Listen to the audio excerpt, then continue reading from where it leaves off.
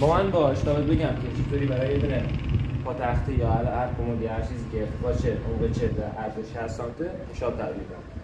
بذار در کشاب ارتفاع 20 سانت در عرض 60 سانت می‌خوایم که ابعاد دراش میشه 19 و 3 میلی در 59 و 3 میلی، یعنی از هر طول و عرضی 7 میلی کم می‌کنیم برای کشاب و بادخورش، برای نوار بادخورش بعد اندازه‌اش می‌رسیم.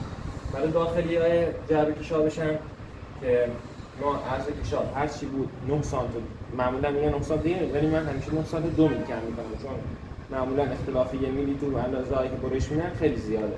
ولی خب ریل جا توانایی جمع شدن داره که بخواد حالا ریل را بهتر رو بیاد.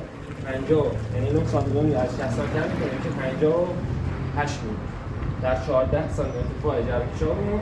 اون میشن که 40 سانت 5 سانت ازش کم می‌کنیم 35 در 14. حالا اگه بخواد کشابمون یعنی کفی 3 میل شیار خور باشه با شیار داخل، اختلافش فقط اینه که دو تا از اون 58 میل در 14 رو بعد 58 میل در 12 برش میدیم که 2 میل داخل‌تر بیفته اون عقب این جلوی کشاب که فیبر راحت جا بره. اندازه فیبرش هم میشه 34 در 54 حالا شیار خورده برای اون یکی میشه 35 در نه مثلا این 52 این 54